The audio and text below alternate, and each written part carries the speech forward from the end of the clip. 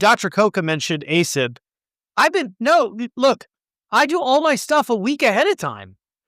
It had nothing to do with Monday morning. It just total luck. But I was getting irritated, and everybody knows I like Robert Kennedy Jr., and I was getting annoyed.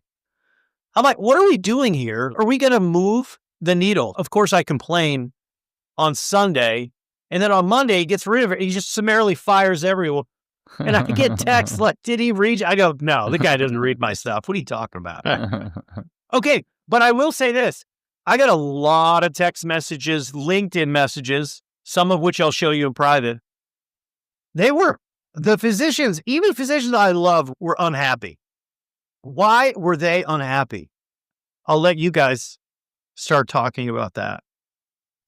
I'll just say that I don't quite understand the role of ACIP, honestly, especially if the vast majority of the things they say are just in one direction. And nobody pays any attention. We had 90% of physicians are like, ACIP, what the heck is that? Until, of course, the COVID vaccine and all this stuff started going nuclear or DEFCON 5.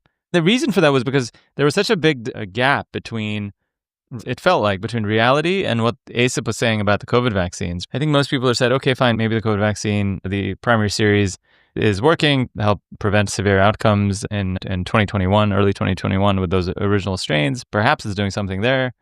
But as time progresses, it becomes, I think, harder and harder to make the case when you're sitting in the real world where there's very low booster uptake and there's almost no serious COVID pneumonias in the hospital. This is from a guy who rounds in the hospital almost every day, albeit as a cardiologist, but just being there, you certainly see, I'm in the ICUs. It's not that I'm not seeing that. And so it clearly was obvious that the number of people admitted to the hospital with severe COVID pneumonia like just fell off a cliff, right? Between, I don't know, at some point after late 2021. And that is in the setting of very low booster uptake. And so you have these ACIP recommendations that are still like, almost everyone is saying, yes, we need to be boosting continuously. And now we're up to like God knows how many boosters. And so there's this big gap between what ACIP is saying and recommending. And so that's when ACIP kind of gets on folks' radars.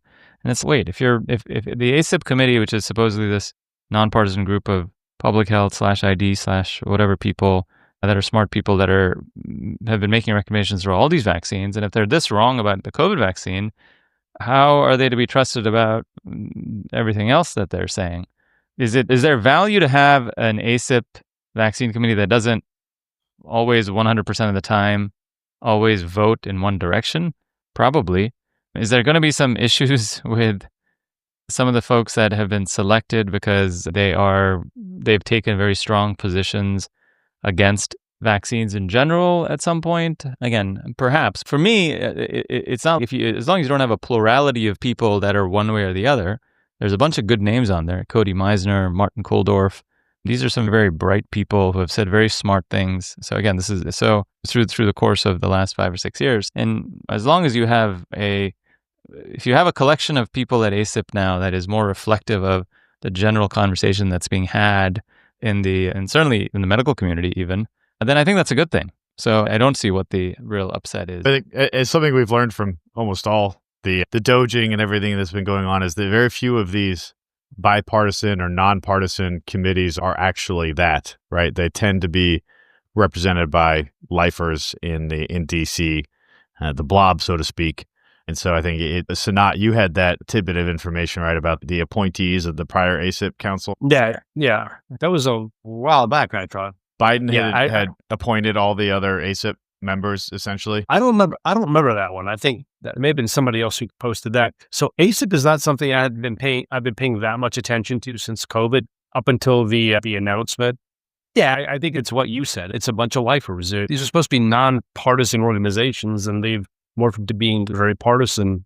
Yeah, I agree. 17 sitting ACIP members, 13 were appointed by Biden in 2024, which would have prevented the current administration from choosing a majority of the committee until 2028.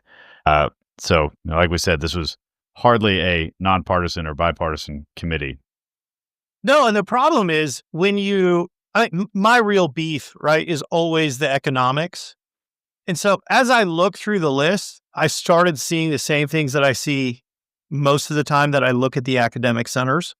And then when you look at the consumer person, right, it's not somebody like me I don't have a position on vaccines one way or the other. I'm like, do whatever you want, what's best for your family, consult with your physician. This lady, she's a lawyer and a dean at the University of Michigan. Oh, and the University of Michigan gets like $190 million of research towards vaccines. So I'm like, okay, come on. The average member, other than the private practice person who represents the American Family Foundation of something, which I would have preferred that they were just honest about it. If you're going to put out a press release and say, this is our one independent practice person, then you'd at least admit that they were the president of one of the largest family practice associations in the country. I thought that was disingenuous. But look, I would love to see, and this was my big beef, was how much money are the schools getting for the research that's occurring through ACIP? That's what I wanted. And of course, lots of physicians, of course, said, you're an anti-vaxxer. And I'm like, no, I'm a pro-choice guy and a libertarian. And P.S., I was in the Marine Corps, dips.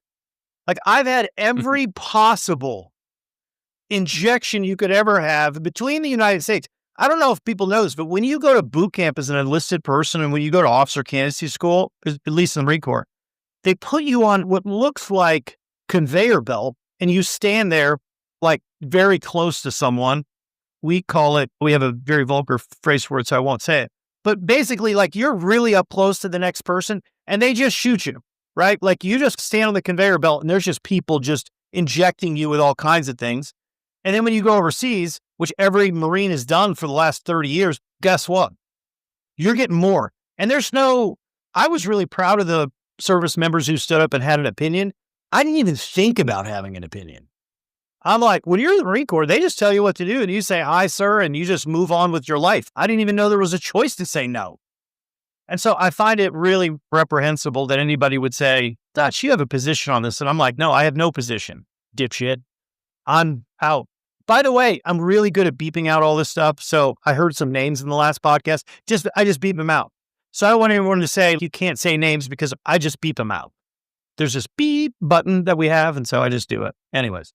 But yeah, that was my whole issue is I believe in price discovery, price transparency, and we ought to have transparency on these government transactions. Regulatory capture should not be a part of it. So that was my big beef.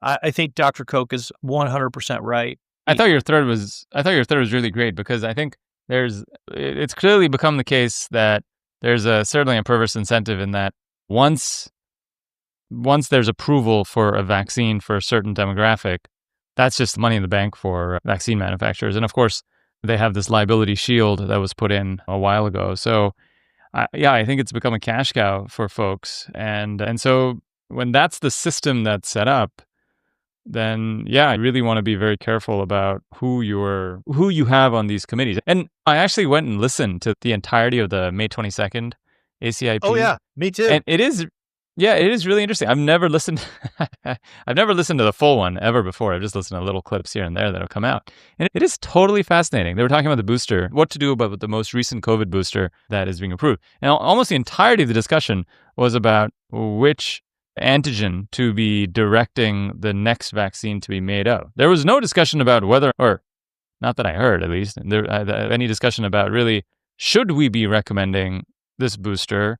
It was just a given and settled that yes, there was benefit and we should be doing that. And there's no real pushback. There's a bunch of scientific folks from the government who are presenting data on what have you, like various different data points about the efficacy and side effects and stuff. But interestingly enough, there's a question asked about pregnant women. Is there a good sense of the efficacy here? And they said pregnant women and young folks, there's so few people, we can't really speak to that. Okay. But then there's no discussion about, do we want to get more data before we recommend that?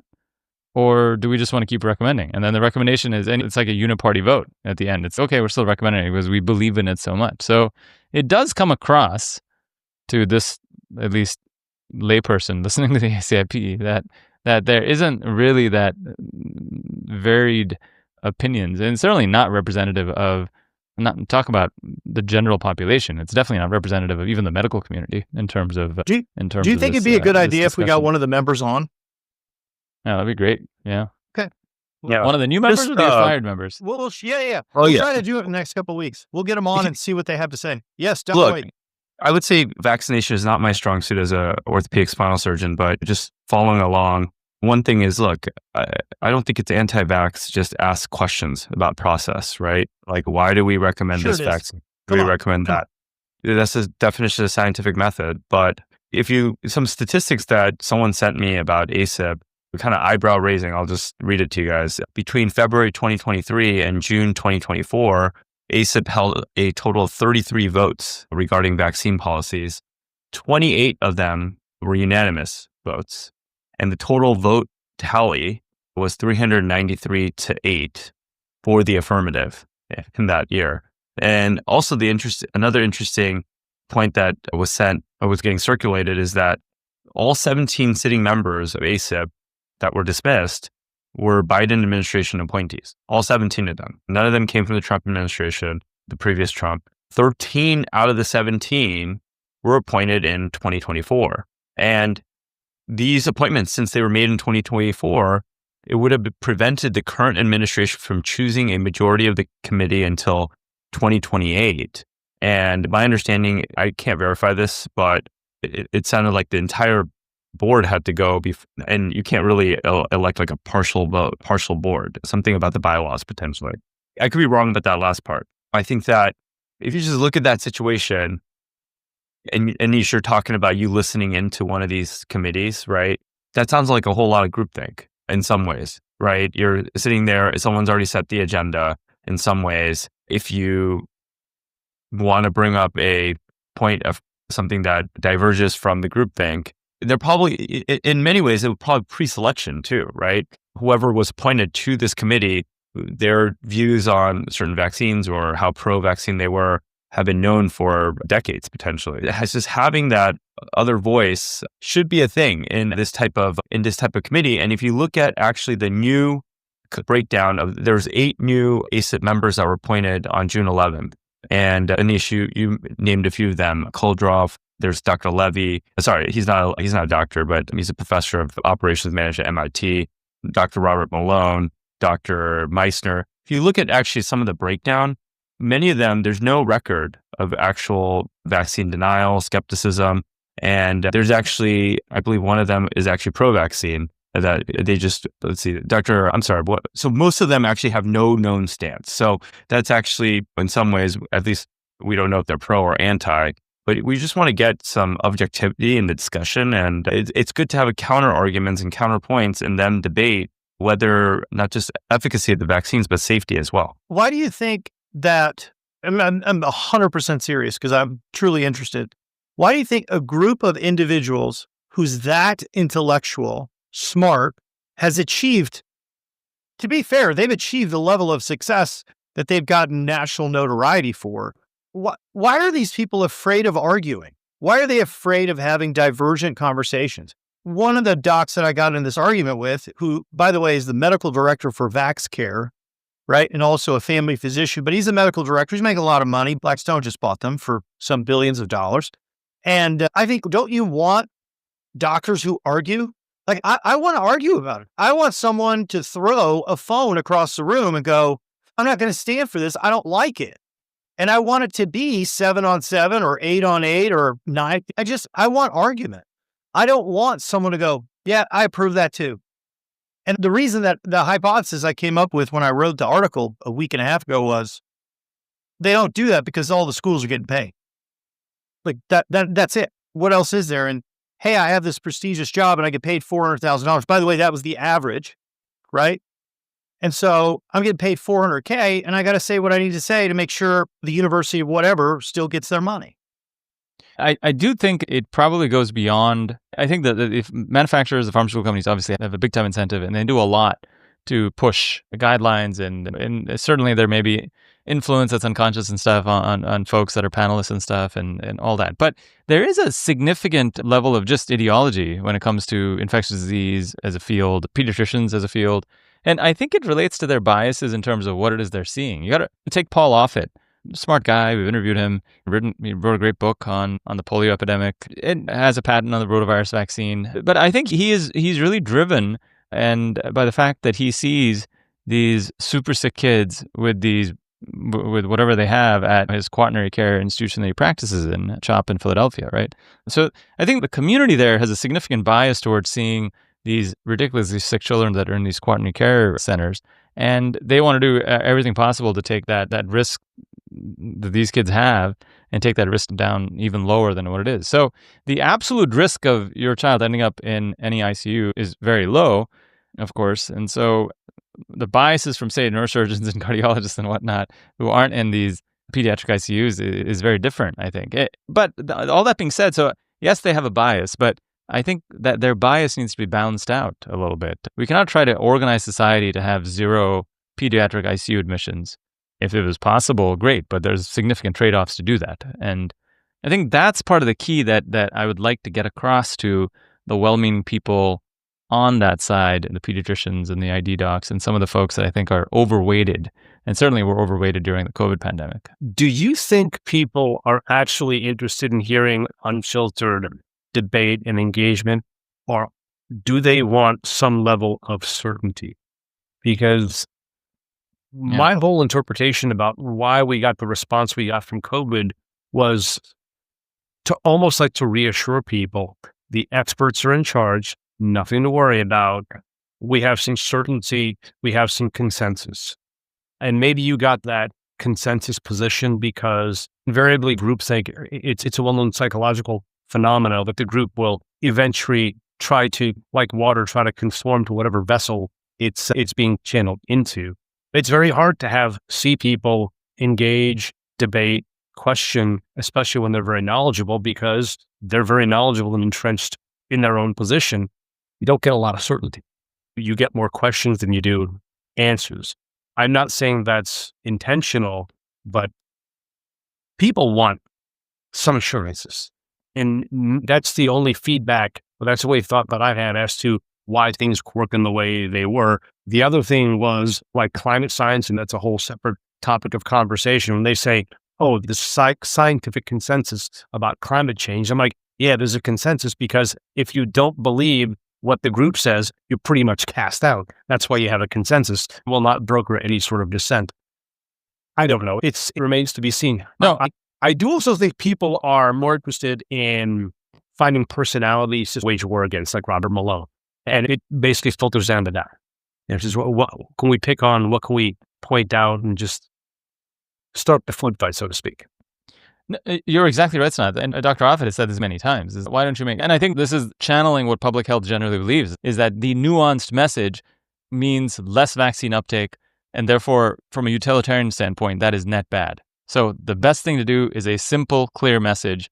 And yes, there may be some eggs you got to break along the way, but overall it's going to be better. But again, it's for Americans, at least for independent free living libertarian Americans, at least half the population is, it just doesn't stick. And I think that this idea that like utilitarianism is the approach to follow, is the way we have to organize society, I don't think that's settled. and it shouldn't be settled. And I think that's part of the dissonance you're having here, where you have these folks that are like, what are you guys talking about? This has been decided 50 years ago. Supreme Court, right? The smallpox in the 1940s or something like that. They said, hey, the state can mandate that you get the smallpox vaccine. So there's been this fundamental tension between individual rights and a net utilitarian approach. And I think public health, you poll them anytime in the last 20, 30 years, and they absolutely would be like, what are you talking about? This is not the 1920s anymore. But I don't think that's well known to most Americans, that we were like, if it's best for the community, if it's best for the collective, what you need and what you want, and whether you want to go to work or not, whether you want to keep your job open during this public health crisis that we label, that doesn't matter. Yeah. So it's super interesting to see this kind of the epiphany or the light bulb going off, because I think many Americans are under the illusion that we lived in a very different society than the way it actually is organized. So in some ways, this dismissal of the entire ACIP and this reworking of everything is the response from what was exposed during COVID. Dr. DiGiorgio, I know you wanted to say something and I want to hear it. To Anisha's point, it's not just the utilitarian viewpoint, it's the paternalism and pandering that came out with COVID, right? It wasn't just this vaccine, we think it's going to help But even when they realized that the vaccine didn't really stop the spread, which they knew before, even while they were still pushing it, it was amplified to the fact where I couldn't go to a restaurant without a card saying I had this shot. That's not a utilitarian approach as much as that's just blanket authoritarianism. And that's what really got me. And I think it's fortunate that we reached that point, but it opened up a lot of eyes. And now people are looking at the vaccine schedules that we have in the US and wondering, why are we so divergent from Europe? We have one of the most comprehensive vaccine schedules for kids here in the world. Most Europe only has one MMR. We give it twice. We vaccinate kids for hepatitis B, which is bloodborne, which I've yet to hear a comprehensive argument on why that's necessary. Because there's a lot of things that we do. I think obviously people's eyes have been open now, but it all started with this, not even just utilitarian viewpoint, just this authoritarian. You must listen to us. We know what's right. Don't question us. And if you're not going to comply, you can't live like a normal citizen. You can't go to restaurants. Your kids can't go to school. You can't get on an airplane. You can't cross the border. There's a lot of stuff that was put on there that I think people were like, what's going on? And then where this eventually led is, I think, maybe a bit of overreaction. I think it's still to see where it goes with the whole ACIP thing, but it certainly opened a lot of eyes. But the other side's they're not like using this as a moment to self-reflect. They are doubling, tripling down. And like Dan and I can speak to what happened at the AMA House Delegates meeting, but now the AMA has come out with a recommendation that the Senate investigate RFK because of this. So instead of being introspective and looking at ourselves and saying, what did we go wrong to cause this? Where one side's going to double down and say, we need to crush and squelch any consent.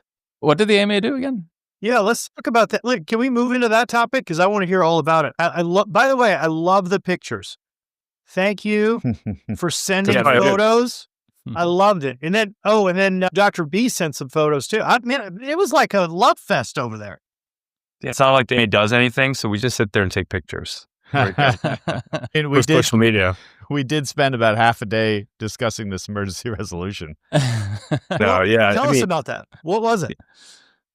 When we found out, it was actually smack in the middle of the AMA House of Delegates. The AMA actually, for those who are not familiar, is the American Medical Association. It's basically the Congress that represents the body of medicine with representation from all 50 different state societies, all the specialty societies. You have American College of Physicians representing internal medicine. You have the American Academy of Orthopedic Surgeons. They have a delegation. You're basically representing every corner of medicine. You have to be a physician to be a delegate to the House, but you can also, interestingly enough, be a resident or fellow in training and have membership to the House and have a voting right as a trainee, as well as medical students. The medical students and various different delegations actually have a required mandated seat that they give to residents and fellows or students of various state delegations. So actually, when you think about it, trainees actually have a significant voice and say in dictating the policies of what practicing physicians believe or adhere to. And so during this House, the House meets twice a year, one time at interim in November typically, and then again in June. June is the main policy meeting as the annual meeting. And it is very similar to Congress in the sense that people bring up resolutions, directives, and basically direct the House to spend resources, actually direct the institution, the AMA, which is actually a pretty cash-rich organization that has about $1 billion in cash reserves. And these policies direct the resources to kind of work against or work towards certain initiatives. And so I've been involved as a delegate now for alternate delegate for about 5 years, the first 4 years representing the private practice physician section, which gives voice to all the private practice doctors in America. And then in the last year, I've represented New York. So this House, we were there. Anthony was here. Anthony actually came to his first House a year ago. I remember showing him the ropes a year ago, very seasoned now. And what ended up happening was in the middle of the House, there was an announcement that ACIP had been disbanded and the House went crazy. And there was an emergency resolution presented, which basically most of it was about how the AMA needs to devote resources to fight this, to oppose this. And in addition, there was a resolve that was controversial that the AMA call for a Senate investigation. AMA write a letter calling for the Senate to investigate RFK Jr. for these actions and whatnot. Interestingly enough, that resolve was fought by the House. It's a majority vote, right? There was probably a 2/3 majority that was in support of this resolve saying they should investigate RFK. And then 1/3 of the vote was that's not a good idea. And there were people up there voicing their concern about doing this, how doing this would basically kill every legislative priority of the AMA by basically just giving a middle finger to the Trump administration. And we want to be principled. The other side, one side of the argument is, we have to be principled. We have to resist. If we're not going to speak up, who's going to do it? And then, you know what? All the fighting we've been doing for years for Medicare reform, for whatever, insurance reform, it's say goodbye. And I think our advocacy team, understandably, is probably very frustrated with the mandate that the House gave them from this vote, because the will of the House is someone has to write a letter now asking the Senate. And it was headlines everywhere on MedPage Today. I think the local media and I think national media actually picked it up too. So that's the headline that we're getting. Doctors are against. Doctors want an investigation on RFK Jr. I don't think the five of us here want that, but that's what the headlines are saying now. Because you guys have been around for so long dealing, Dr. Troy was literally the first doc I've ever met that was an AMA involved. I remember I said something to him at Becker's about how the AMA sucks. And he was like, you know what? I work there. I'm going to go help and I'm going to do something different. Can you just give the audience a basic idea of what is the AMA, and tell me, are physicians involved with the AMA, or is it like 10% of physicians are AMA members, 20%? I never really can get the skinny. And then people email and ask me these questions, and I'm like, hey, can you use ChatGPT? Because I have no idea. I don't know what the current membership is, but you guys know, and I would love for you to tell everyone. Yeah, I don't know the exact number. I know it's abysmally low. So I think it's like 20% or less, probably less, of U.S. physicians are actual members of the AMA. So let's just say out of 1,056,000 licensed physicians, 20%. Still 200,000 people. That's still a pretty large number. That's substantial. Yeah, it may be lower, but remember, a lot of that membership, when you say 20%, like what are we talking about?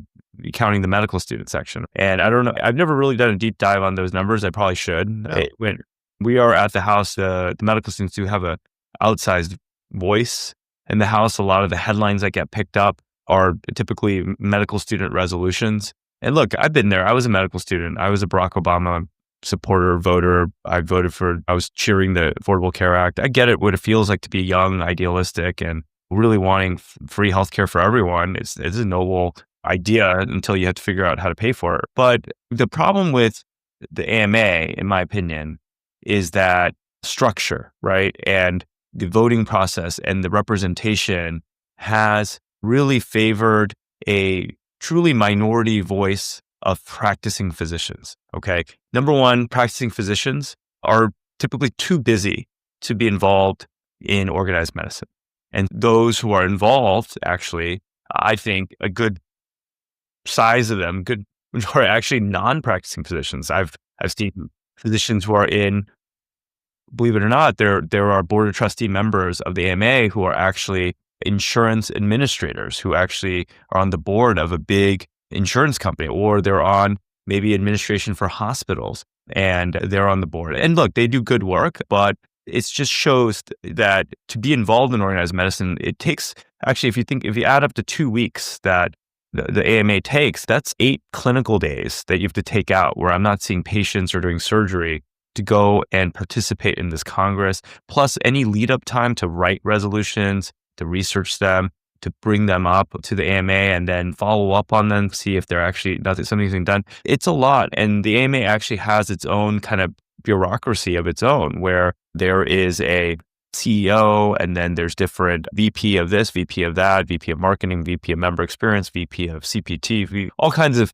administrators that actually are not practicing physicians as well. And so there is like a bureaucratic state within the AMA. Look, they do a good job supporting the members. The AMA is also, in terms of financially, they're actually very well off. They're doing very well. A lot of their revenue is CPT generated from CPT. It's not from membership dues, so they're not dependent on membership dues. The CPT code was created by the AMA, and the RUC committees, they actually help add on to that library of CPT codes, and that's all done within the AMA, within members who participate in that process.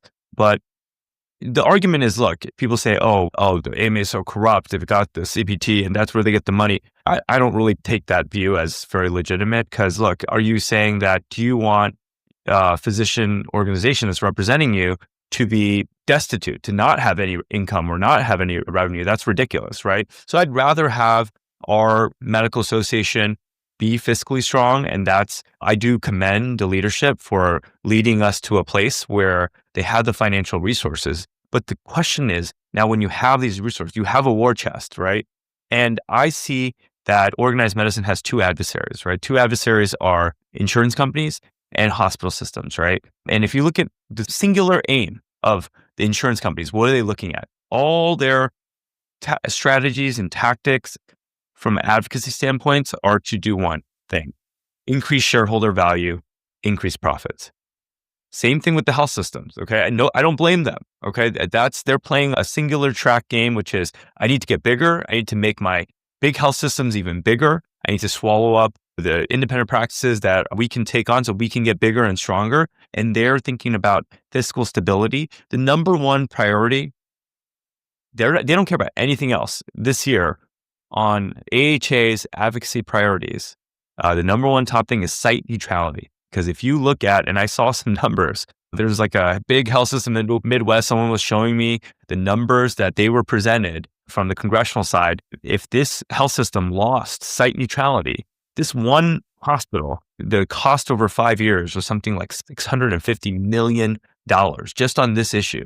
So they're fighting for that one issue, right? So look at what the AMA does. The AMA has this Congress, and every Congress, House, we have about 150 resolutions. And Anthony and I sit through these, and I get it. A lot of them are important, but doctors have so many priorities. We have public health priorities, vaccination priorities. We have, regulatory priorities. We have medical staff priorities. There's just so many things on our to-do list that we prioritize, and no fault at all. Like, some doctors are just pure researchers. Some doctors are teaching, so they care about resident education, and they come and advocate for that. And so now all of a sudden, the AMA advocacy team, which is always about 90% smaller than United Healthcare's advocacy team, sits at the end of the house, and they are given a directive of probably about 200 priorities that they need to follow up on. And there's a team of maybe 20, and they are doing God's work. Everyone puts a lot of blame on them. Doctors, our lobby doesn't do anything. You know what I think it is? It's poor leadership amongst physicians. And I'm not talking about the board of trustees of the AMA. I'm talking about physicians as a profession. A lot of us, we get through medical school, we get through residency, but we are not taught leadership, I think. We are not taught that, look, you've got to prioritize the collective to some degree instead of your own well-being, and think about what do we need to unify? We need to get around one or two things and push together. But instead we have this crazy process that we have this mentality that, look, we're right, I'm right, you're wrong. And we end up with this convoluted process that ends up with our advocacy team having 200 priorities. So we're never going to get anywhere. So I go every year because I feel like, look, for myself, to show leadership, I should not be self-centered in the setting that, look, it doesn't work, nothing works, I'm just going to give up, and the AMA doesn't do anything. I think that's what everyone else does. So I need to show up, and I need to speak up about the things that I believe are the most important things for the House of Medicine, which is, I've been talking about one thing for 5 years in the House, and Anthony saw me do it again this year, which I go up and I figure out a way to talk about how critical the viability of private practice is in America, not just for us four on this podcast, but for the entire country, like our patients, like the 330 million people in America. We need private practice to do well. And it starts with the House of Medicine actually waking up and recognizing it. So that's why I go. What, Dr. Dixit and Dr. Hoka, are you guys members of the AMA? No, I'm not. No, I didn't think so. I was. I'm one of the few surgeons you'll find in my locale in our doctor's lounge that actually says, hey, listen, we need to continue to engage. I think part of it is a demographic shift. I think a certain generation of people particularly surgeons and specialists, looked at the AMA and said, they don't speak for me. I'm going to disengage. And I'm like, that's the worst thing in the world we could do. Because what you're basically doing is turning over the house of medicine to the activists. And I'll just add on one other opponent, adversary that we have, that medicine has. It's ourselves. We really don't do a good job coalescing because we are so fragmented with what our interests are. Well, we have a because Anthony collective makes over too here. much money. Yeah, That's right. Anthony makes too much money. Part of the problem is the person who said that is the person who's going to get involved with these committees and is going to get involved with leadership in healthcare because they want to climb the ranks and have some power. Yeah, because UCLA will pay for it. And it's not they're not his patients. He doesn't have to worry. I'll leave for 2 weeks. It doesn't matter. I'm doing shift work. I don't think it's even so much that. I just think it's you have a core group of people who are true believers. And that's what I said is a couple of podcasts ago is I think it's important to listen to all these voices. Maybe it's what Peter Hota's on ACIP. I don't know. Him and Malone can go at it. I, for one, would love to have that discussion, that conversation. That's what should be happening. That's not what's happening. So this thing about having the Senate investigate RFK, I keep going to RFK Jr. I keep going back to Semmelweis. Just, we get it wrong so many times as physicians because we are so certain that what we believe is an incontrovertible truth. And then you throw Semmelweis out there and you throw Igaz Moniz out there. Igaz Moniz had the credentials. He had the Nobel Prize and he was discredited within the span of 18 months? We have a problem policing ourselves. What does to stop AMA putting a resolution forward to investigate Fauci? We could. It wouldn't pass, but there's no, the House right now, the membership of the House would not, there's a large contingency of, I would say it's a 2/3 split, just like the RFK vote, where there's a third that are very moderate or maybe right of center. And then you have 2/3 that are left of center and, or very left. One of the things I think is important about this conversation, though, is Dr. Dixon said it really well, which is that physicians fight themselves. I was in Dallas this week and Louisiana, right? And we're putting these coalitions together. Call them not PE, not health system sellout, but let's get 1,000 private practice doctors in every state to work together. So we had this large coalition. Imagine this large group of doctors in North Texas, about 400 of them, right? Like literally we're in one auditorium hall. And it's, how do we get better payer contracts? How do we fight the Blues and United and Cigna? So here's the scenario that I want you to just see in your head. We have to pass these things by coalition bylaws by 85%, right? Because I want it to be like serious. And by joining together, we're going to reduce expenses on benefits, P&C. We got a hospital, right? We got some physician-owned hospitals. The numbers were crazy. And we got to one item. And a group of physicians got super myopic on this one item that had the total of, was going to cost maybe $200,000 for the whole group. And this was 30 minutes of the conversation in a group of 400 people. And they stood at the mic and they complained. And I'm like, hey, can you shut up? We're going to reduce expenses by like tens of millions of dollars for all of us. And we're going to have better payer contracts. And what did we get? We got a couple. Now, the docs, at the end of the day, they said, we're going to do what's best for the whole. But the point is like, this is what we face every single day.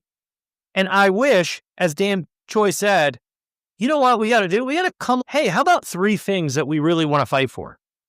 Mine, of course, should include site neutrality, but we have to decide together as a whole, hey, the bad guys are the insurance companies. The bad guys are the health systems that are getting, by the way, these academic centers are getting 600% of Medicare, while private practice guys are getting 70%, 90%. Yeah. It's insane.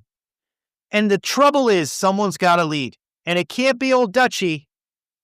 And that's why I'm not giving up on the AMA. I'm with Dan. Physicians, a lot of them will pipe up on Twitter when I mention AMA and say, why are you wasting your time? It's because you all bailed out. Yep, And I agree. We need I agree people with like that. Dan. Anish, you bailed. You bailed Yeah, on him. Anish, you bailed. Anish, I want you there sitting through an HOD meeting with me and Dan, just so you can have to suffer through it. But he I eats actually guilt recruited trips for breakfast. I heard that Dr. Koch eats them for breakfast. I'm not affected by that. Anish, I have recruited you every year. It's back since 2019. I had a spirited conversation. Anthony during the house was like, Dan, we only need 200 more delegates. And then I had this broken down look that I gave him, 200. You know why? Because all the times Anish just rejected me hard. Right, I'm doing it. You've convinced me. I think we could get 200. Sure, I'll be there. I actually think we could get 200. I mean, so if we put together a concerted effort, the 5 of us, we get 200 in the next month. I can tell you though, look, if you just took the 200 most active haters of the AMA and they just spent their energy taking that fuel and hatred and all that and just went to their local county medical society and figured out a way to get involved at the state level and then became a delegate for their state or picked up a seat at their subspecialty society, which is not actually that hard to do, and then come to the AMA, come to a mic, and then scream at everyone and tell them you're doing a horrible job. Number one, it would actually be more satisfying than just tweeting into the void. And number two, you'll actually make an impact. You'll move the needle. You will actually be doing something. And when Anthony and I get heat I don't even I don't want to spend my limit. Look, I take care of a lot of patients. I do a lot of surgery. I know Anthony does too. I have a family. I have kids. I have very limited time with my. I like every hour of my day to make some type of positive impact in my life or someone else's life, and I choose willingly to spend those 8 days a week, a year away from family and from my patient. And I still do it. Look, every year, every half year, and Anthony, you'll get to this point where maybe it's time to just take those 8 days back and just sit here and go to Disneyland with my kids. Every time I go there, and you and I always bond, and we get together, we complain about what happens, and I do feel like I do move the needle and make an impact, and it's refreshing. It actually it breaks burnout. It gives me, so I invite everyone who's listening to this, who's a physician, look, if you want to get involved, you can get involved. You can come and go to the mic. Is there a link? Is there okay, I'll find it. Yeah, anyone can be a member, but to become a delegate, it's not a voting delegate. The pathway to a voting delegate is not necessarily a smooth and easy one. There are wait lists at some state societies that take 15 years to become a delegate at a state level. You have to be involved as a medical student resident, and then there's a path for you to become a delegate of state society. So there are easier ways to get involved. You could reach out to us on the podcast to figure out there's subspecialties. I would say that's maybe one of the easier ways. So there's an American Laser Medicine Institute that I saw empty seat 2 rows behind me. There's one American Hair Removal Society or Restoration Society. I don't think they had a seat. And some special North American Spine Society actually, surprisingly enough, had 2 empty seats this time around. I think those seats were spoken for, but delegates weren't there. So I was a little disappointed in that. And so there are ways, if you really wanted to come, we can figure out a way to get a seat for get you there. Yeah. We appreciate your voice. Can I just want to finish the point on why the AMA is worth saving? And it has the financial resources, and it really is. It's still the institution that speaks for doctors as much as it's only 20%. When they go to Congress and lobby, they do have a little bit of a voice, obviously not as large as our nemesis. But number 2 is that we control CPT and RUC. And as much as those processes don't work as well as we would like, I would much rather that they're controlled by physicians than by CMS. Can you imagine if the government got so upset that they pulled the CPT contract or they internalized RUC? CMS is not going to work out in our favor with control of CPT and RUC, right? If they're the ones valuing our codes, I don't think that we're going to be happy with that. So I would much rather try to reform it from the inside, make sure that it continues to work for physicians rather than just give away control. Yeah, just real quick, the reason why I got involved in the AMA is I actually disliked the AMA back in 2017, 18. I was told by all these physicians it's useless, don't get involved, they don't represent us. So I was like, no, I'm never going to get involved, until I went to DC to just lobby by myself on behalf of private practice physicians. I was like, I care about this thing called the No Surprises Act. I went to DC. and I actually met with congressmen, congresswomen in Long Island. And you know what? They were all appreciative. Like, thank you, Dr. Choi, for coming all the way to DC. Thanks so much. But you need Todd to tell me that. And I was like, who's Todd? And they're like, oh, Todd Askew. He's the vice president of advocacy for the AMA. I was like, why does Todd have to tell me that? The AMA is the voice for the doctors. And when Nancy Pelosi or whoever, they're sitting at this circle, they want to know what the doctors think. They pick up the phone and get called Todd. They're not calling Dan Choi on Twitter or Anish Koka on his Twitter account. They're not calling any one of us. They're calling Todd Askew, and Todd Askew takes his direction, and any policy points he makes is from the House of Delegates. So this is why I chose to get engaged. So that being said, I'm Googling, like, apparently PA Med Society. I have to fill it up.